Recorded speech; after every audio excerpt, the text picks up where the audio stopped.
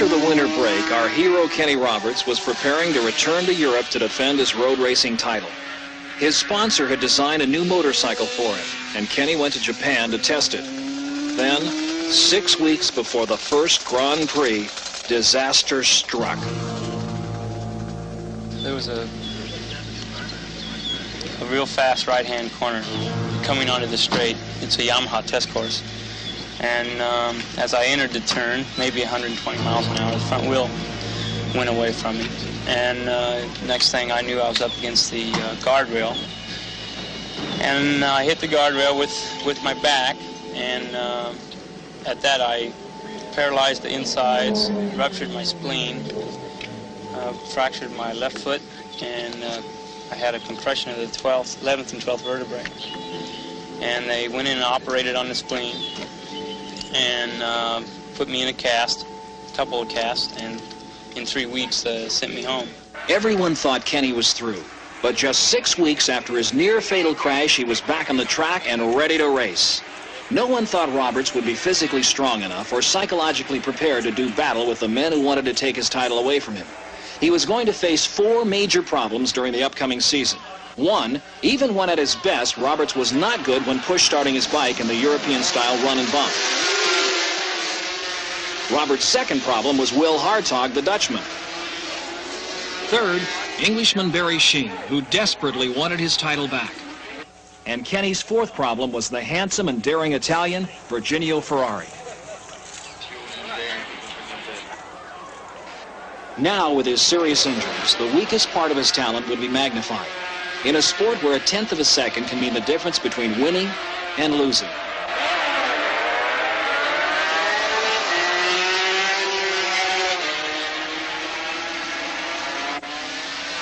The thought that this could happen again while his back was still broken would make the average rider hang it up.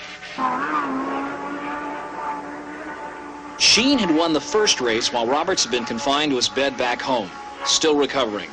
But Kenny rejoined the Continental Circuit at the second Grand Prix at the Salzburg Ring in the panoramic hills of Austria.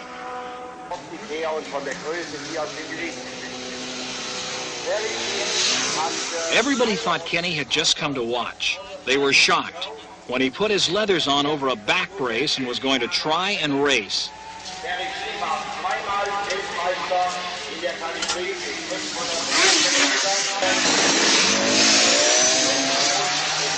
On the first lap, Kenny tucked right in behind the leader Ferrari, but nobody expected him to be able to keep up the pace. They didn't think a man could come back so soon after such an injury. Breaking my back was something for me to overcome, to make me go on, to make me better than I was before, Roberts told him. Before the race, they'd asked him if he was going to ride as hard as he used to. He told them, nope, I'm going to ride harder.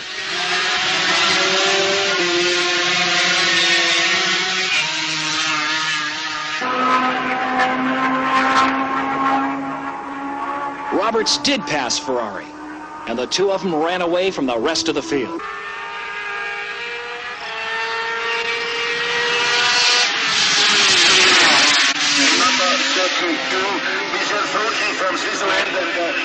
Kenny won the race, once more doing what the Europeans didn't believe could be done.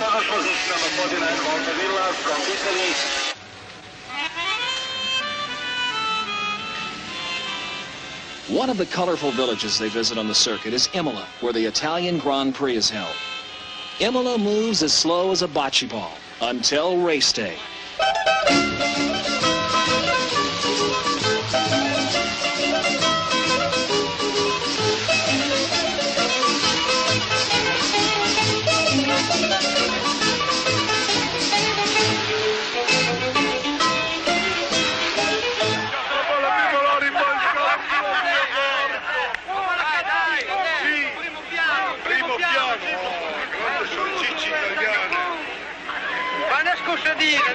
Grande fabbrica italiana.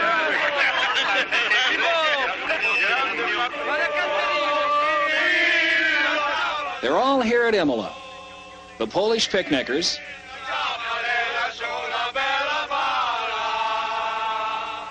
Russians in their motorhome, and the proper British.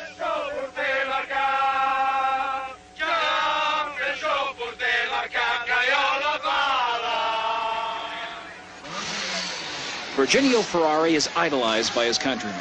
He is a fearless rider. Ferrari was leading Roberts on points by Imola, 34-27. He was the passionate Italian fans' great hope for a world championship.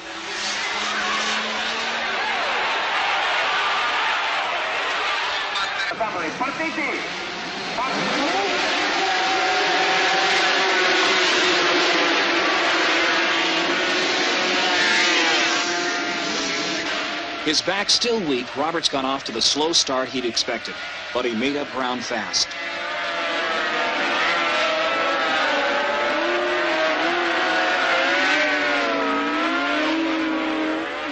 By just the fourth lap, he passed Hartog, taking the lead.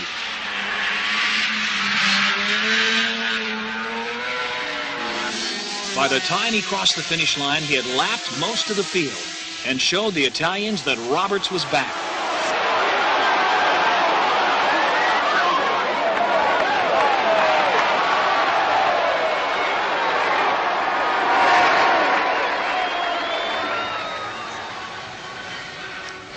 On to the Dutch Grand Prix in Holland, a country taken from the sea. And every June, the town of Assen is given back to a sea of motorcycles. Champion road racers are national heroes, and their faithful fans spend thousands of dollars to dress like them. Here we have Mr. and Mrs. Kenny Roberts, Mr. and Mrs. Barry Sheene, Hartog Jr., Ms. Dave Aldana, a frogman, another Mrs. Sheene, and Mr. and Mrs. Marlon Brando.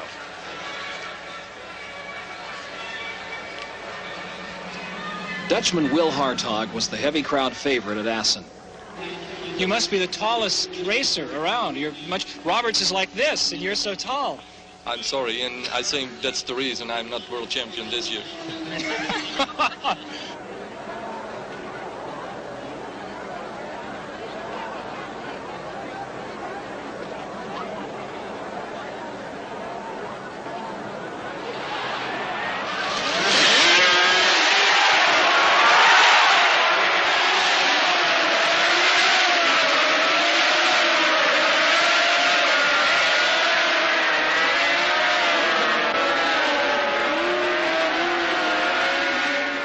From the start, Sheene took the lead, but the lanky Hartog passed him on the first lap, much to the pleasure of the partisan fans. Roberts struggled along in 8th place. His suspension had failed, causing his bike to shudder terrifyingly on the fast bends. When it wobbles like that, you don't do nothing, Roberts said. You don't sneeze, you don't hiccup, you don't even breathe. All you do is hang on, and soon he was nearly a lap behind Hartog.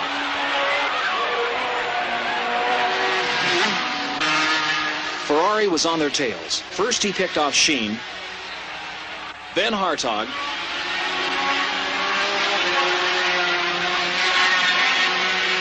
leading his way around the twisty 5-mile Assen circuit. Sheene pressured Ferrari for the full 90 miles, but his bid fell short by 1/10 of a second.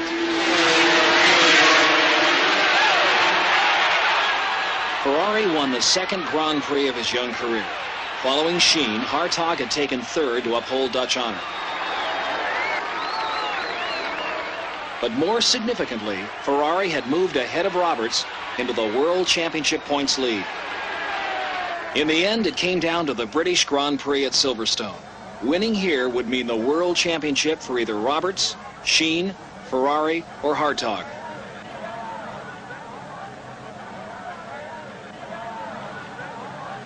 Roberts set the fastest lap in practice, but when the front row lined up for the start, he was missing. He had somehow met trouble on the warm-up lap. There he was behind the grid, Carruthers and the other mechanics working furiously on the bike. Kenny had popped a wheelie on the warm-up lap and popped a clutch seal. Both he and the bike were coated with oil. The seal had to be replaced. The race would start in minutes, with or without him. Give me one of those pants.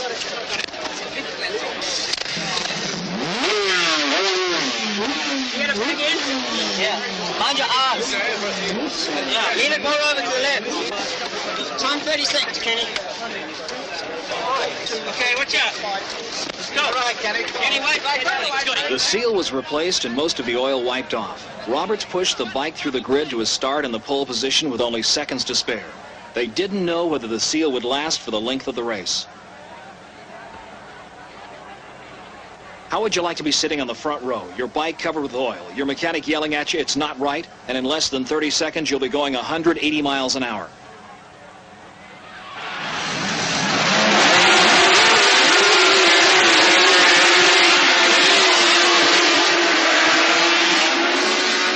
Hartog had used his long legs to get a perfect run and bump start. He spurted into the lead as they swept around the bend called Maggot's Curve.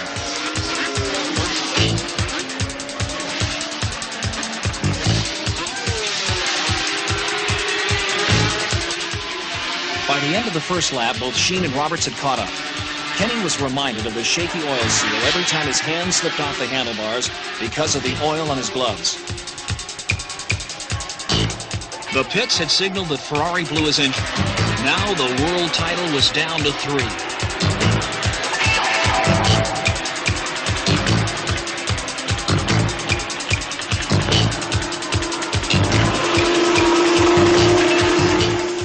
For 10 laps, Hartog led Sheen and Roberts, but they ran away from him, and now it was down to 2.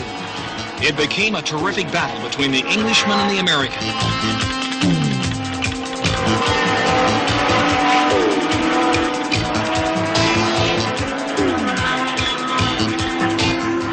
The lead on the last lap, and Sheen planned his move on the last turn, a 130-mile-per-hour sweeper.